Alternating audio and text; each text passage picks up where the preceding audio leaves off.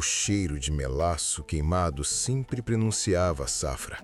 Aquele aroma adocicado e sufocante que grudava na pele, nos cabelos, na garganta.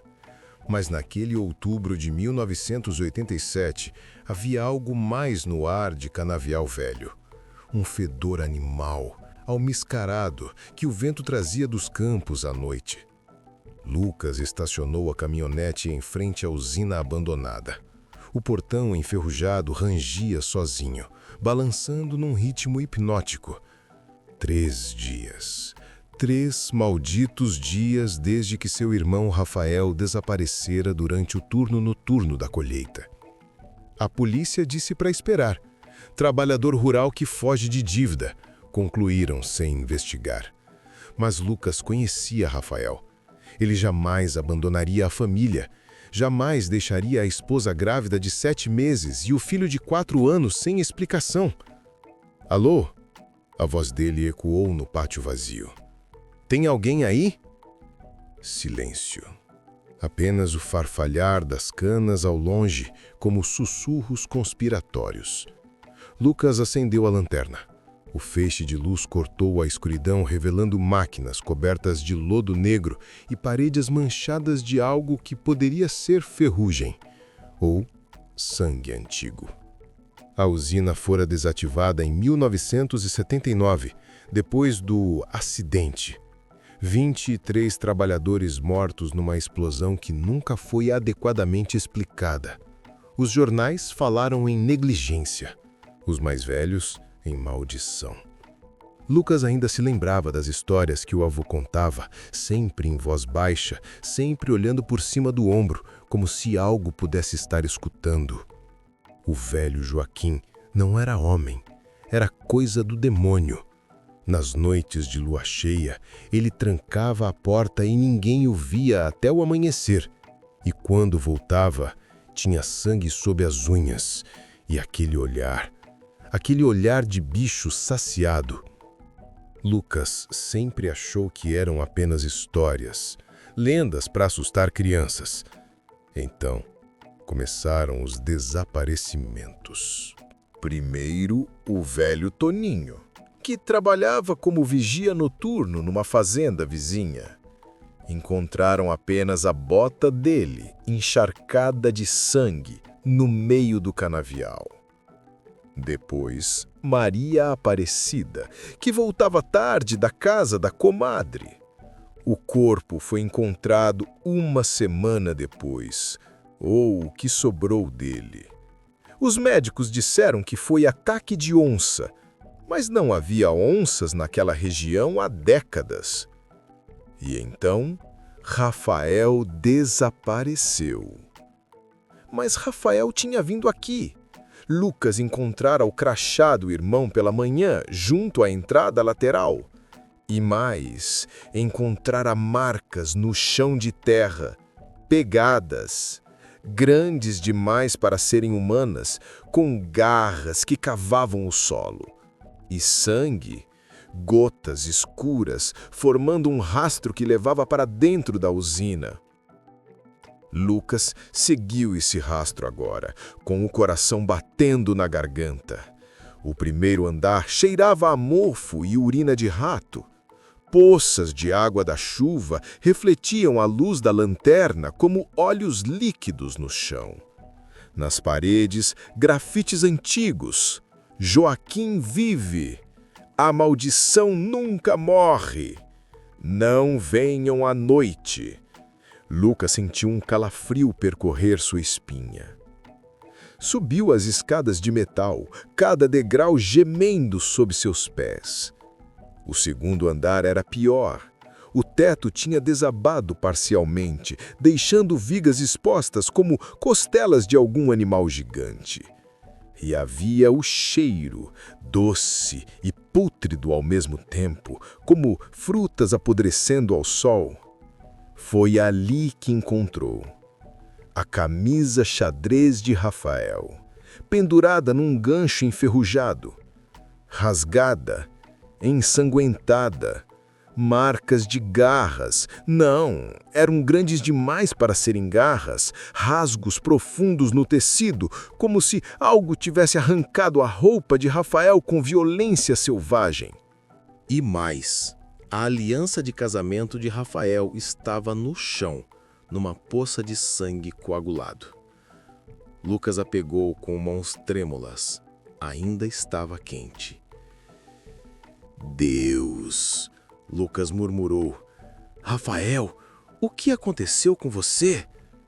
Foi quando ouviu um som molhado, mastigação, ossos estalando. Vinha do andar superior. Cada fibra do ser de Lucas gritava para correr, para voltar à caminhonete, dirigir para longe e nunca olhar para trás. Mas era seu irmão, seu único irmão, o homem que o havia protegido dos valentões na escola, que lhe ensinara a dirigir, que segurava sua mão no enterro dos pais. Ele subiu. Cada passo era uma eternidade. A escadaria para o terceiro andar estava parcialmente destruída e Lucas precisou se equilibrar nas bordas, tentando não olhar para o vazio abaixo. Seus dedos tocaram o corrimão e encontraram algo viscoso. Retirou a mão rapidamente. Era sangue fresco, ainda pegajoso. O terceiro andar era aberto, antes o salão de processamento. Agora, um cemitério de máquinas retorcidas e vigas caídas. A luz da lua cheia penetrava pelos buracos no teto, criando padrões prateados no chão de concreto rachado. E naquela luz prateada, Lucas viu uma pilha, no centro do salão. Ele não conseguiu processar inicialmente. Seu cérebro recusava-se a aceitar. Mas então a lanterna iluminou os detalhes. Ossos roídos, carne parcialmente consumida, uniformes de trabalhadores em trapos. Reconheceu a blusa florida de Maria Aparecida, a bota de Toninho e outros, tantos outros. Não era só Rafael. Eram pelo menos 10 pessoas. Uma montanha de restos humanos empilhados como lixo descartado. E então viu algo que fez seu sangue gelar. A carteira de trabalho de Rafael, manchada de sangue, estava no topo da pilha. O som de mastigação parou. Algo se moveu nas sombras atrás das máquinas antigas. Lucas congelou. Seus pulmões esqueceram como respirar.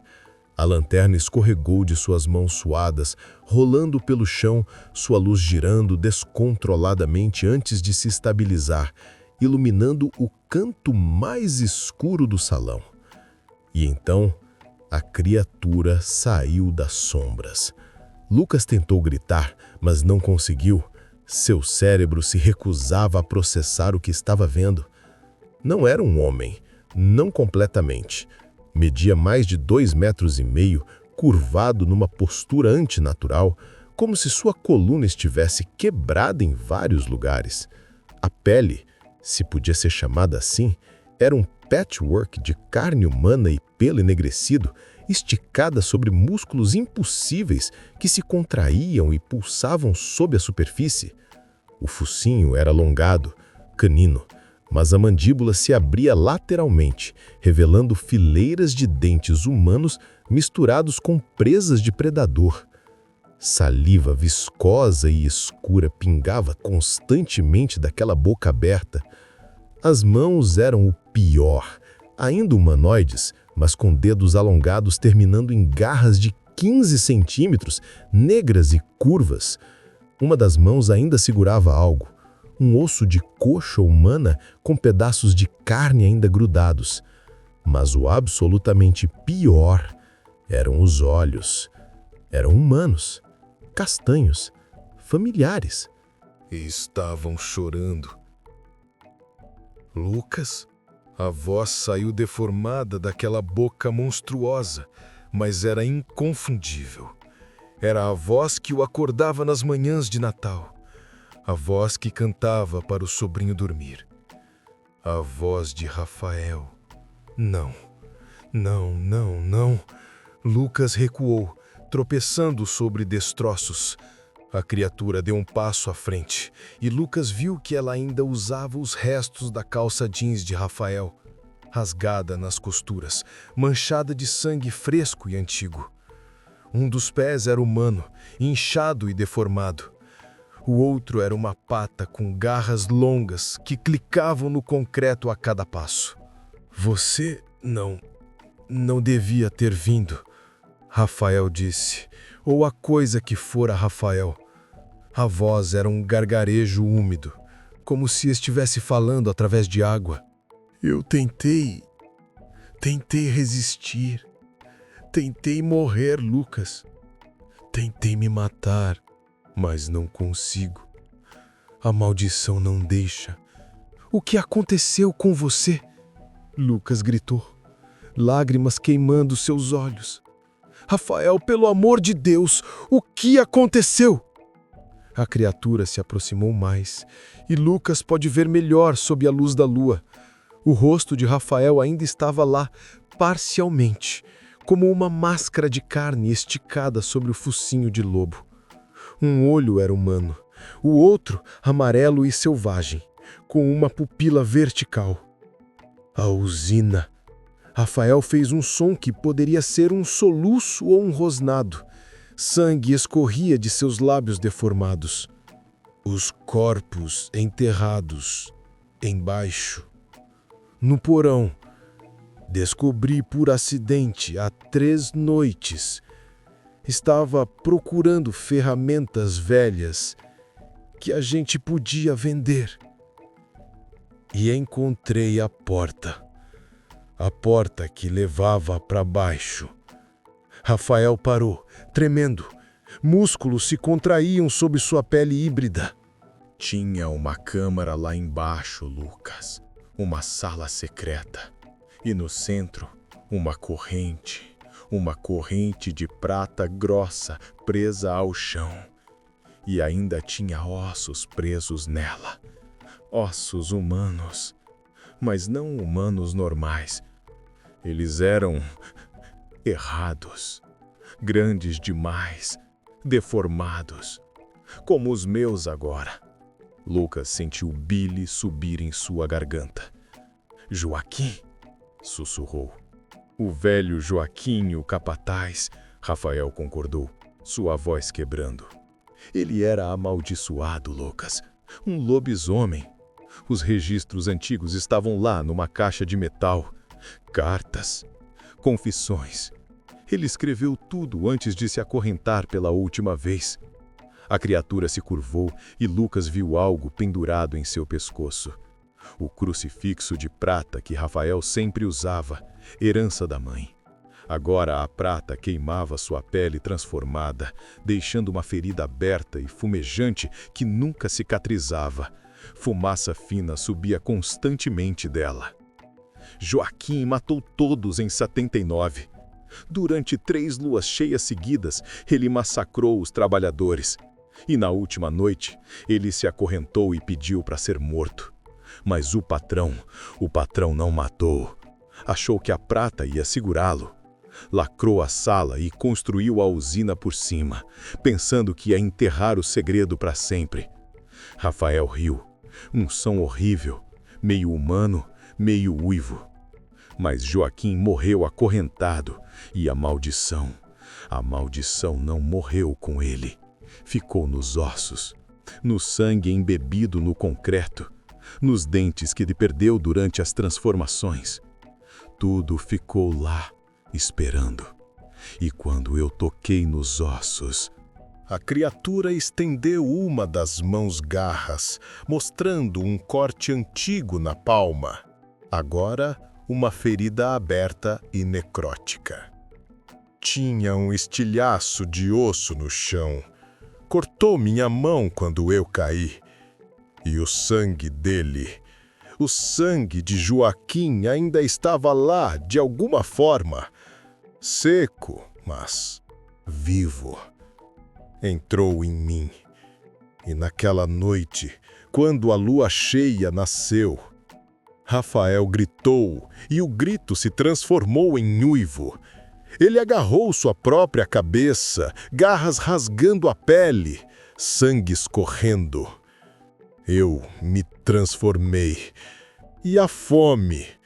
Deus, Lucas, a fome não é como ter fome normal. É uma necessidade, uma compulsão, como se cada célula do meu corpo estivesse gritando por carne humana. E eu comi. Comi Toninho. Comi Maria. E foi. A voz de Rafael quebrou num soluço animal. Foi delicioso. E essa é a pior parte. Eu estava consciente. Eu estava lá dentro, assistindo e uma parte de mim estava gostando. Lucas finalmente encontrou suas pernas. Virou-se para correr. Rafael foi mais rápido. O impacto o jogou contra a parede. Costelas racharam com um som nojento. Ar saiu de seus pulmões. Garras perfuraram seu ombro, ancorando-o no lugar. Sangue quente escorreu por seu braço. O hálito quente e fétido de Rafael queimou seu rosto. Cheiro de carne podre, melaço queimado e algo pior, algo primordial e maligno. Desculpa, Rafael chorou. Lágrimas humanas escorrendo de olhos de monstro, misturando-se com a saliva que pingava de suas presas. Ácido. A saliva era ácida. Rafael, pense na Marina. Pense no seu filho. Pense no bebê que vai nascer. E então, num último resquício de humanidade, Rafael hesitou. Seus olhos, um humano, um de besta, se arregalaram. Lembranças passaram por eles. O casamento. O nascimento do filho. A notícia da gravidez. Marina. A criatura sussurrou. Meu filho, o bebê. Eu não posso deixá-los me ver assim. A garra afrouxou. Corra. Rafael sussurrou, empurrando Lucas para longe com força surpreendentemente gentil. Agora, e não volte. Por favor, Lucas, não deixe eles me procurarem. Diga que eu morri, que foi rápido, que não sofri. Não deixe eles saberem o que eu me tornei. Lucas não esperou. Rolou, pegou a lanterna e correu. Atrás de Rafael, uivou. Um som que não era nem humano nem animal, mas algo preso entre os dois, cheio de dor e fome infinitas e amor e desespero. As escadas nunca pareceram tão longas. Lucas desceu aos tropeços, saltando degraus, seu ombro sangrando e deixando um rastro carmesim. Ouviu Rafael descendo atrás dele, mas devagar, como se lutasse contra si mesmo a cada passo. Garras arranhando metal, rosnados misturados com soluços. Primeiro andar. A porta estava logo ali, apenas mais alguns metros. Algo agarrou seu tornozelo. Lucas caiu, rosto batendo no chão de concreto. Gosto de sangue na boca. Um dente se soltou. Virou-se e viu Rafael sobre ele. E desta vez, toda a humanidade havia desaparecido dos olhos. Apenas fome, apenas necessidade. A lua cheia havia completado seu trabalho. Rafael, por favor, Lucas gritou. Eu sou eu, seu irmão, você me ama, eu te amo. A criatura parou. Por um segundo, apenas um segundo, algo passou por aqueles olhos castanhos. Reconhecimento. Amor. Horror do que estava prestes a fazer. E então a lua surgiu de trás de uma nuvem, seu brilho prateado inundando o espaço através de uma janela quebrada, e aquele momento de humanidade foi varrido como poeira. Rafael ergueu a cabeça e uivou. E naquele uivo, Lucas ouviu todas as almas consumidas, todas as vítimas da maldição de Joaquim, presas eternamente na carne daquele ser monstruoso. Ouvi vozes gritando em agonia, pedindo por libertação. Mas então veio outro som. Motores de carro. Vozes. Luzes vermelhas e azuis dançando nas paredes. A polícia. Rafael recuou, confuso, o instinto predatório conflitando com o medo. Ele se afastou para as sombras, mas não antes de segurar o olhar de Lucas uma última vez. E naquele olhar, Lucas leu tudo. Uma súplica, um pedido silencioso e desesperado. Acabe com isso. Por favor. Me mate. Então a criatura virou e correu, desaparecendo no labirinto de máquinas enferrujadas, depois subindo pelas paredes como um inseto e escapando por um dos buracos no teto. A polícia encontrou Lucas inconsciente numa poça de sangue. O levaram para o hospital. Encontraram a pilha de corpos, fecharam a usina imediatamente e chamaram o exército. Lucas ficou 3 dias no hospital. Ninguém acreditou em sua história. Disseram que foi trauma, choque, alucinação por perda de sangue. Até encontrarem as pegadas. E até a primeira noite de busca. 3 semanas se passaram.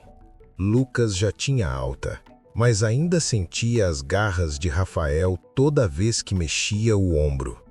As cicatrizes eram profundas, queloides grossos que formavam um padrão de 5 linhas, como se tivesse sido marcado. Os noticiários não paravam. Mais desaparecimentos. Agora não apenas trabalhadores, mas famílias inteiras nas fazendas próximas.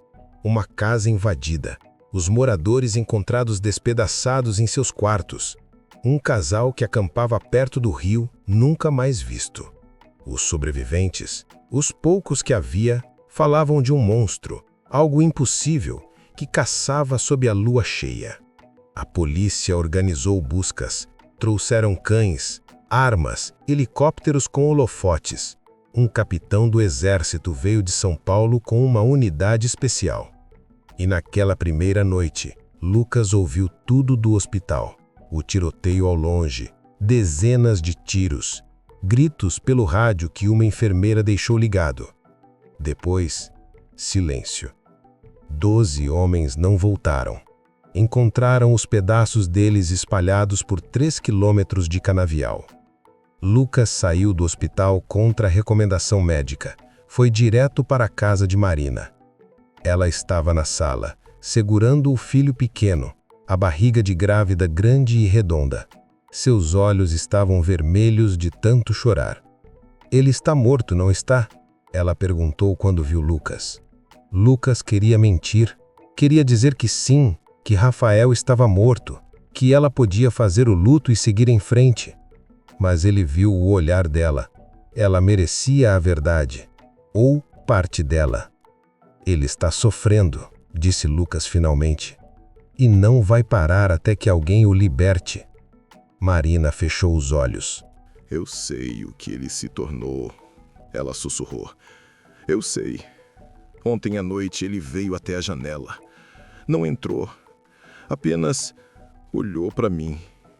Para nós. E eu vi os olhos dele, Lucas. Ainda eram os olhos dele. E eles estavam implorando. Ela segurou a mão de Lucas. Você precisa fazer isso. Você precisa libertá-lo. Lucas passou os 3 dias seguintes pesquisando. Leu tudo o que pôde sobre lobisomens, folclore, maldições. Visitou benzedeiras, padres, até um professor de antropologia na cidade vizinha que estudava lendas regionais. E todos disseram a mesma coisa. Prata. Era sempre prata. Lucas não tinha dinheiro para balas de prata. Mal tinha dinheiro para comida. Mas tinha outra coisa. Foi até a casa da mãe, agora vazia há 5 anos, e procurou na cômoda velha. Lá, em sua caixa de veludo, estavam as alianças dos pais. Ouro branco, e prata, misturados. Desculpa, mãe, Lucas sussurrou.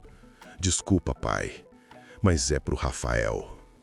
Levou as alianças ao ferreiro da cidade, um velho chamado Sebastião, que tinha fama de não fazer perguntas. Preciso que transforme isso em pontas de lança, Lucas disse. Preciso delas até amanhã à noite.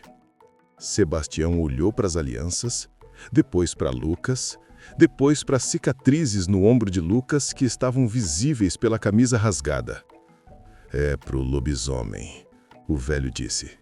Não era uma pergunta. Lucas assentiu. Meu irmão. Sebastião ficou em silêncio por um longo momento. Depois, assentiu. Meu filho também, disse ele baixinho. Há 15 anos, antes de Joaquim, tive que fazer o que você vai fazer. É um fardo que você vai carregar para sempre, garoto. Tem certeza? Ele me pediu, Lucas disse, lágrimas queimando seus olhos. Ele implorou. Então vou fazer, Sebastião disse. Mas você vai precisar de algo mais que uma lança. Vai precisar de isca. Na noite seguinte, lua cheia novamente, Lucas estava de volta à usina. Mas desta vez não estava sozinho. Marina tinha insistido em vir. Contra todos os protestos, ela estava lá, barriga de 8 meses e tudo. Ele vai vir por mim, ela disse. Ainda me ama, e eu ainda o amo. Preciso estar aqui. Lucas não teve forças para discutir. Eles esperaram no segundo andar, longe da pilha de corpos que já estava fedendo. Lucas segurava a lança, 3 pontas afiadas de prata pura, fixadas numa haste de madeira. Sebastião tinha feito um bom trabalho. A lua nasceu às 7h15. Às 7h20, ouviram o primeiro uivo. Ele vinha de longe, dos canaviais, mas estava se aproximando rápido. Marina começou a cantar. Era uma canção de ninar, a mesma que cantava para o filho. Sua voz ecoou pela usina vazia. Boi da cara preta, pega essa criança que tem medo de careta. O uivo parou. Silêncio. Então o som de garras nas paredes externas, subindo, rápido. A criatura entrou pelo buraco no teto, caindo no chão com um impacto que rachou o concreto. Era maior que Lucas lembrava, mais monstruoso. Quase nada de humano restava agora. Apenas aqueles olhos castanhos lacrimejantes fixos em Marina. Marina! A criatura gemeu. Oi, amor, Marina disse, lágrimas escorrendo por seu rosto, mas ela sorriu. Senti suas faltas. A criatura deu um passo à frente e Lucas viu que ela estava lutando. Cada passo era uma batalha entre o homem e o monstro. Rafael queria ir até a esposa. A besta queria devorá-la. Bebê, nosso bebê, Rafael disse, cada palavra arrancada com esforço. Menino ou menina? Menina, Marina disse. Vou chamar ela de Rafaela, em sua homenagem. O monstro caiu de joelhos e uivou de dor. Desculpa tanto. Não posso mais controlar. Por favor, Marina, não olha o que eu vou fazer. Eu sei, meu amor, Marina disse, ainda sorrindo através das lágrimas. Eu sei, e eu perdoo você. E nossa filha vai saber que o pai dela era um herói. Não sou herói. Rafael chorou. Sou um monstro. Matei tantas pessoas. Você é um homem que foi amaldiçoado, Marina disse firmemente. E agora vai descansar. Vai poder descansar. Rafael olhou para Lucas. Seus olhos, aqueles malditos olhos humanos presos num rosto de besta, suplicavam. Agora, Lucas, enquanto ainda sou eu, enquanto ainda posso controlar, por favor. Lucas levantou a lança. Suas mãos tremiam tanto que ele mal conseguia segurá-la. Eu te amo, maninho, Rafael disse, abrindo os braços. Sempre vou te amar. Eu também te amo. Lucas soluçou e cravou a lança. A prata penetrou o peito da criatura, direto no coração. Rafael gritou, um som que era puro alívio misturado com agonia. Sangue negro jorrou da ferida, fumegante, queimando o chão onde caía. Mas então, algo aconteceu. A criatura começou a derreter, não era a palavra certa. Desmanchar. A pele de lobo caiu como se fosse líquida, revelando pele humana por baixo. As garras encolheram, o focinho recuou e, em questão de segundos, não era mais um monstro no chão. Era só Rafael, seu irmão. Humano novamente, nu, coberto de sangue, com uma lança no peito, mas humano. E ele estava sorrindo. Obrigado, Rafael sussurrou, sangue saindo de sua boca. Obrigado. Agora posso, finalmente. Marina se ajoelhou ao lado dele, segurando sua mão. Te amo, ela disse. Sempre vou te amar. E eu sempre vou amar vocês, Rafael disse. Seus olhos já estavam ficando opacos. Cuida dela. Cuida da nossa Rafaela. E então ele se foi. Rafael morreu humano, com a mão de sua esposa na dele, e a última coisa que viu foi o rosto da mulher que amava. Eles enterraram Rafael no cemitério do vilarejo. A história oficial era que ele tinha sido vítima de um animal selvagem e que Lucas o encontrara já morrendo. Ninguém fez muitas perguntas. Ninguém queria saber a verdade. Os ataques pararam após aquela noite. A usina foi demolida. Uma equipe especial veio de São Paulo e levou os ossos de Joaquim da câmara subterrânea.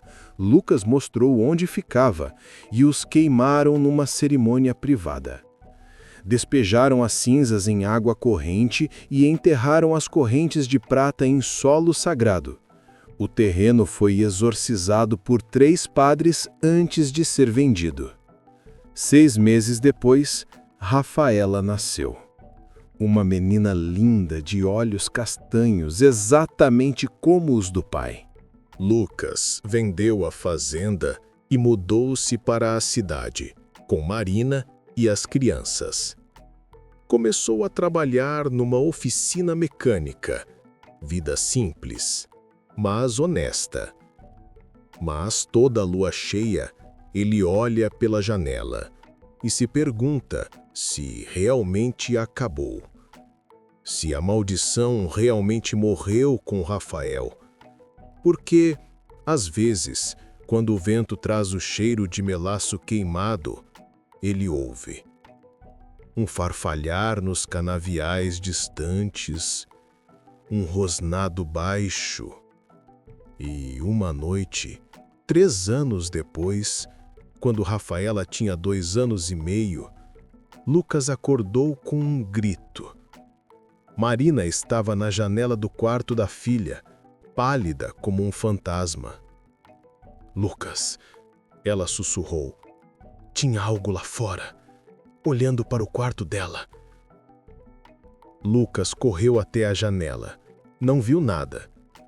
Mas no jardim, na terra macia embaixo da janela, havia uma pegada. Grande demais para ser humana. Com garras que cavavam o solo. E ao lado da pegada, arranhado na terra, uma mensagem. Desculpa. Lucas olhou para Marina. Ela olhou para ele. E então ambos olharam para Rafaela, dormindo tranquilamente em seu berço. Linda, inocente, com pequenas unhas que pareciam um pouco mais afiadas que o normal, com pequenos dentes que pareciam um pouco mais pontiagudos quando ela sorria, com olhos castanhos que, às vezes, apenas às vezes, brilhavam amarelos quando a luz os pegava em certo ângulo. Não, Marina sussurrou. Por favor, Deus, não. Lucas não disse nada. Apenas pegou a aliança de prata da mãe, a única que havia sobrado, e a colocou numa correntinha ao redor do pescoço de Rafaela. E rezou. Rezou para que fosse suficiente. Rezou para que a maldição tivesse morrido com Rafael. Mas, no fundo, na parte mais escura de sua alma, ele sabia. Algumas maldições não morrem. Elas apenas esperam, dormindo no sangue, esperando pela primeira lua cheia, pela primeira transformação, pela primeira fome. Dizem que até hoje, em noites de lua cheia, moradores de Canavial Velho trancam suas portas e janelas, colocam sal nas soleiras, penduram alho nas portas, mantêm crucifixos de prata nas cabeceiras, não por superstição, mas porque às vezes, quando o vento sopra dos canaviais, eles ouvem, não apenas um uivo, mas dois, um grave, profundo, cheio de raiva e fome, e outro mais agudo, mais jovem, mais inocente, aprendendo, crescendo, se tornando. E o cheiro de melaço queimado no ar parece mais doce, mais tentadora, como se algo estivesse esperando ela crescer. Epílogo. 15 anos depois. Rafaela acordou com um gosto de sangue na boca. Não era a primeira vez. Nos últimos 6 meses, desde seu 15º aniversário, isso vinha acontecendo com frequência cada vez maior. Acordava com a boca sangrando, as unhas quebradas e sujas de terra, músculos doendo como se tivesse corrido quilômetros durante a noite. E os sonhos, Deus, os sonhos. Ela sonhava que corria pelos canaviais, sonhava que caçava, sonhava o gosto de carne crua e o prazer visceral de rasgar, despedaçar, devorar. E acordava com fome, sempre com fome. Sua mãe dizia que era fase, adolescência, crescimento. Mas Rafaela via o medo nos olhos de Marina sempre que olhava para ela. Via a forma como o tio Lucas insistia que ela sempre usasse a correntinha de prata, aquela que queimava sua pele e deixava uma marca vermelha no pescoço, mas que ela nunca, jamais podia tirar. Ela não era estúpida. Sabia que havia algo errado com ela. Sabia que seu pai não tinha morrido num acidente qualquer. E naquela manhã, olhando para suas mãos, unhas escuras, alongadas, mais garras que unhas humanas, ela finalmente aceitou a verdade. Ela era um monstro. Ou estava se tornando um. Rafaela saiu da cama e foi até o espelho. Seu reflexo a assustou. Olhos amarelos a encaravam de volta. Não os castanhos de sempre. A correntinha de prata em seu pescoço fumegava levemente, a pele ao redor vermelha e queimada. E então viu, no canto da boca, um pedaço de tecido. Tecido azul, de uniforme escolar. Do uniforme de Pedro, o garoto que a tinha agarrado ontem depois da aula, que tinha tentado forçá-la a beijá-lo, que tinha rido quando ela disse não. Não, Rafaela sussurrou, levando as mãos trêmulas à boca. Não, não, não. Fragmentos de memória vieram em flashes. A lua cheia nascendo, a dor lancinante em seus ossos, Pedro a seguindo para casa, a raiva, a transformação e então sangue. Tanto sangue. Gritos que foram abruptamente silenciados. O gosto delicioso de... Rafaela vomitou na pia. Mas o que saiu não era comida normal. Era sangue coagulado e pedaços de carne mal digerida. A porta do banheiro se abriu. Marina estava ali, de camisola, o rosto pálido. Aconteceu. Não foi? Ela disse baixinho. Rafaela não conseguiu responder. Apenas chorou. Marina entrou, fechou a porta e abraçou a filha. Mas Rafaela sentiu o tremor no corpo da mãe. Sentiu o medo. Sua avó, a mãe do seu pai. Marina começou. Ela tinha uma irmã que sumiu quando tinha 15 anos. E a mãe dela também. A maldição, ela não vem do seu pai, Rafaela. Ela vem de muito mais longe, de gerações atrás. Eu matei o Pedro, Rafaela sussurrou. Marina fechou os olhos. O tio Lucas foi lá de manhã cedo, antes de você acordar. Ele limpou tudo, fez parecer que foi um acidente, que Pedro caiu nos trilhos do trem. Mas Rafaela... Marina segurou o rosto da filha, forçando-a a encará-la. Esta foi a primeira vez. Não vai ser a última, a menos que façamos algo. O que foi feito com o papai?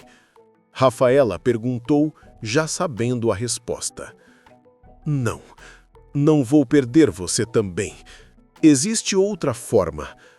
Tem que existir. Lucas chegou 1 hora depois.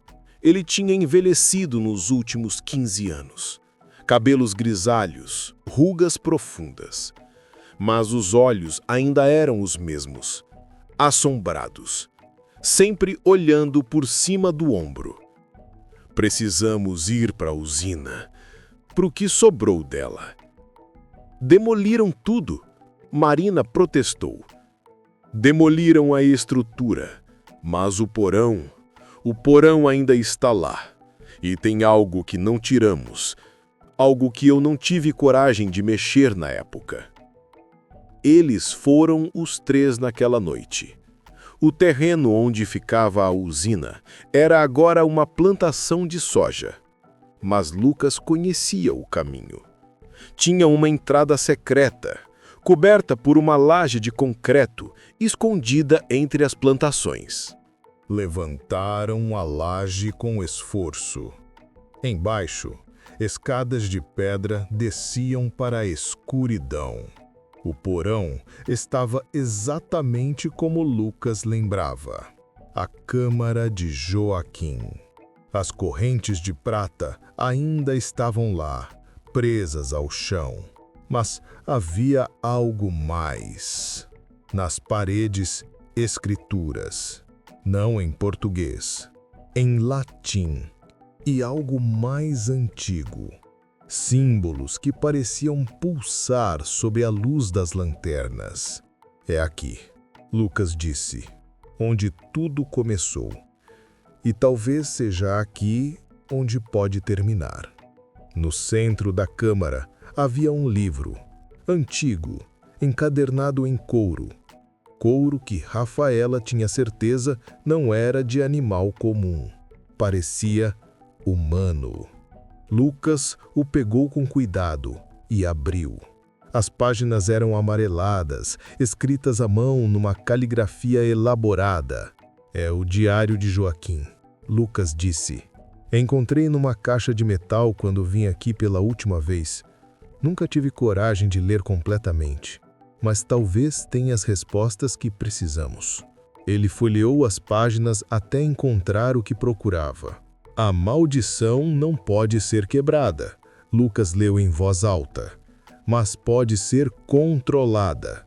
A prata queima a nossa carne e enfraquece a besta, mas há outra forma, mais antiga, mais perigosa.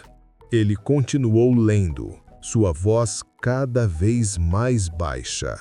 Deve-se confrontar a origem. Deve-se beber do sangue do primeiro amaldiçoado, do lobisomem que iniciou a linhagem. Apenas então a besta interior pode ser domada, não destruída, mas controlada, fundida com a alma humana ao invés de aprisioná-la. O primeiro? Rafaela disse. Quem foi o primeiro? Lucas virou mais páginas, procurando. Joaquim não foi o primeiro. Ele foi mordido por outro, quando tinha 16 anos, por um lobisomem chamado... Lucas parou, o sangue drenando de seu rosto. Sebastião, o ferreiro. O velho Sebastião? Marina perguntou. Aquele que te ajudou a fazer a lança? Lucas assentiu lentamente. Ele disse que o filho dele tinha sido amaldiçoado, que ele teve que matá-lo. Mas e se... E se não era o filho? E se era ele? E se ele estava mentindo? Ele ainda está vivo? Rafaela perguntou, sentindo algo estranho dentro dela. A besta se agitou, interessada. Tinha 93 anos da última vez que o vi. Isso foi há 2 anos. Se ainda está vivo, precisamos encontrá-lo, Rafaela disse com determinação. Precisamos do sangue dele. Isso pode te matar, Marina disse, agarrando a filha. Ou pior que isso?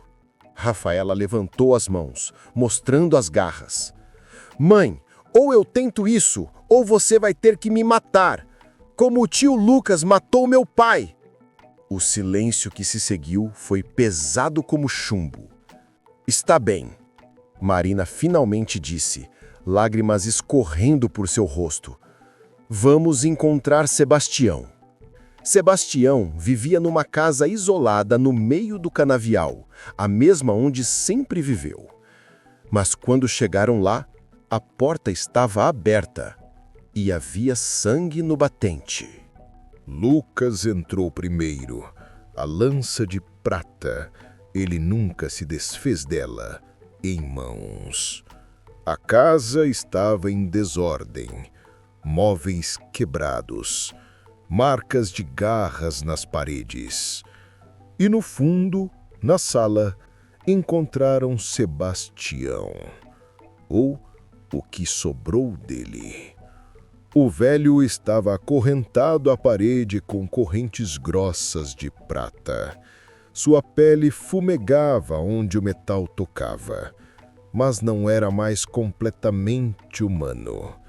Estava preso numa transformação parcial. Rosto meio humano, meio lobo, corpo retorcido, músculos pulsando sob pele esticada. Vieram, ele gemeu quando os viu. Finalmente, vieram. Você sabia, Lucas disse, raiva em sua voz. Sabia o tempo todo. Você amaldiçoou Joaquim. Você começou tudo isso. Não comecei. Sebastião riu, um som terrível.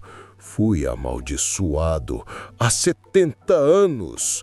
Por outro antes de mim, que foi amaldiçoado por outro e outro. Volta séculos até o primeiro lobisomem que pisou nestas terras. Quem? Rafaela perguntou, se aproximando. Sebastião focou seus olhos amarelos nela e sorriu, revelando presas. Você sente, não sente, o chamado, a linhagem. Você é especial, mais forte que os outros. A maldição está pura em você. Preciso do seu sangue. Rafaela disse, sim, você precisa. E eu estou cansado. Tão cansado de lutar. Toda lua cheia por 70 anos, matando, comendo, me acorrentando para não destruir tudo que amo. Você me oferece libertação. Não, Marina disse. Rafaela, não faça isso. Não sabemos o que vai acontecer. Mas Rafaela já tinha decidido. Pegou a faca que Lucas carregava, lâmina de prata pura, e fez um corte no pulso de Sebastião. Sangue negro jorrou, fumegante, cheirando a enxofre e terra molhada e algo antigo e podre. Rafaela pegou sua própria caneca de metal e encheu com o sangue. Se eu morrer, ela disse, olhando para a mãe, saiba que eu te amo e que não quero viver como um monstro. Você não é um monstro, Marina chorou. Você é minha filha. Sou as duas coisas, Rafaela disse, e bebeu. O gosto era indescritível, como sangue, mas também como carne podre e terra. E algo mais, algo que queimava a garganta abaixo, queimava o estômago, queimava cada célula de seu corpo. Rafaela caiu de joelhos, gritando. Sua pele começou a ondular, ossos estalaram, músculos se expandiram e contraíram. Pelo brotou e sumiu e brotou novamente. Mas então, algo diferente aconteceu. A transformação parou. Rafaela ficou ali, presa entre humano e lobo. Não completamente nenhum dos dois, mas ambos. Sua pele era humana, mas coberta por uma fina camada de pelo prateado. Suas mãos eram humanas, mas as unhas eram garras. Seus olhos eram castanhos, mas com um anel dourado ao redor das pupilas.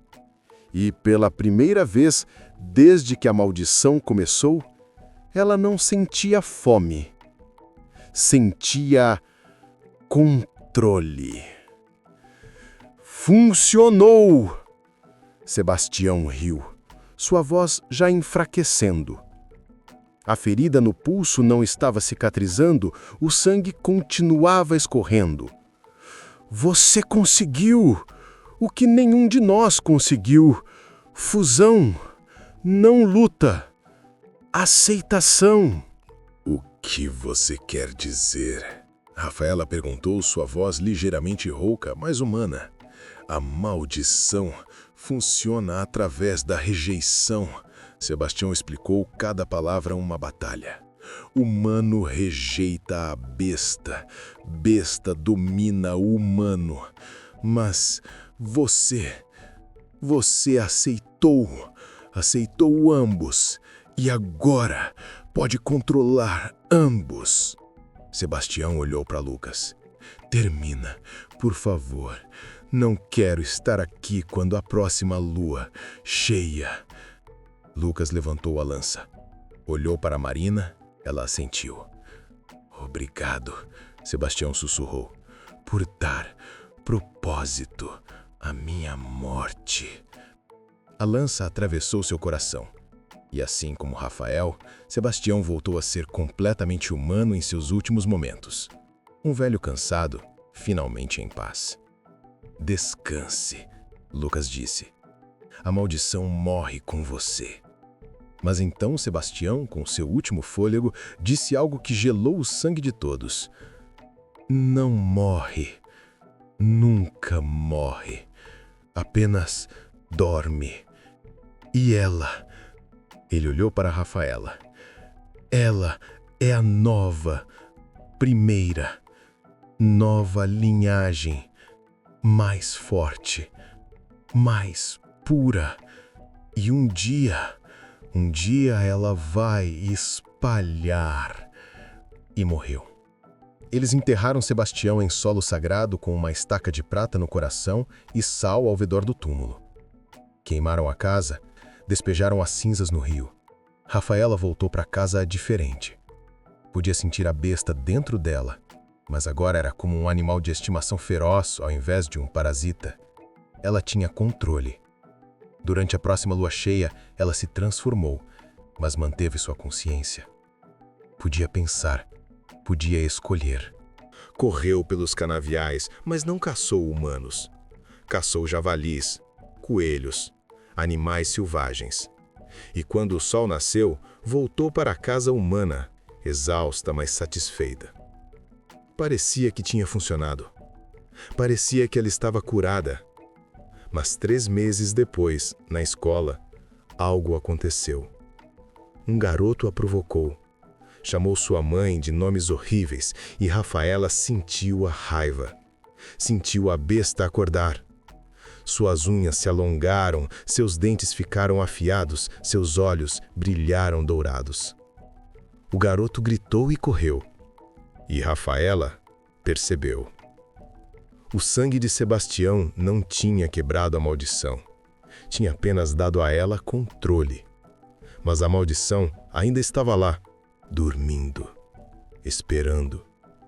E pior, Sebastião tinha razão. Ela era uma nova linhagem, mais forte, mais pura.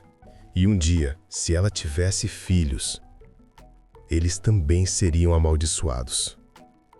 Rafaela olhou para suas mãos, vendo as garras retraindo lentamente de volta para unhas normais. E pela primeira vez, entendeu completamente a agonia de seu pai. Entendeu por que ele tinha implorado para ser morto. Porque a verdadeira maldição não era a transformação. Era saber que você nunca seria completamente humano novamente. Era saber que sempre seria um monstro. Só que agora, era um monstro que sabia exatamente o que estava fazendo. E talvez isso fosse pior. Dizem que Rafaela nunca se casou, nunca teve filhos, viveu sozinha numa casa no fim do canavial até os 50 anos. E então, numa noite de lua cheia, ela simplesmente desapareceu. Alguns dizem que ela finalmente se rendeu à besta. Outros que encontrou a cura verdadeira e foi viver em paz. Mas os mais velhos sabem a verdade. Eles a viram nas noites de lua cheia, correndo pelos canaviais, protegendo as fazendas, caçando os predadores humanos, estupradores, assassinos, abusadores. Ela não era mais a vítima da maldição. Ela era a maldição. E ela havia escolhido um lado, não completamente humana, não completamente monstro, mas algo no meio, Algo novo. Algo que os lobisomens das lendas antigas nunca tinham sido. Algo com escolha. E às vezes, nas noites mais escuras, quando o vento traz o cheiro de melaço queimado dos canaviais, você pode ouvi-la. Um uivo que não é de raiva ou fome, mas de propósito, de proteção, de uma guardiã monstruosa zelando por aqueles que não podem se defender. Alguns chamam de lenda, outros de pesadelo. Mas as crianças dos canaviais têm outro nome para ela: a protetora da lua cheia. E quando alguém ruim desaparece naquela região, quando algum predador some sem deixar rastros, os moradores apenas olham para a lua e sorriem, porque sabem que ela está lá, caçando, não por fome, mas por justiça. E talvez, apenas talvez, nem todas as maldições sejam ruins. Às vezes, o monstro é exatamente o que o mundo precisa.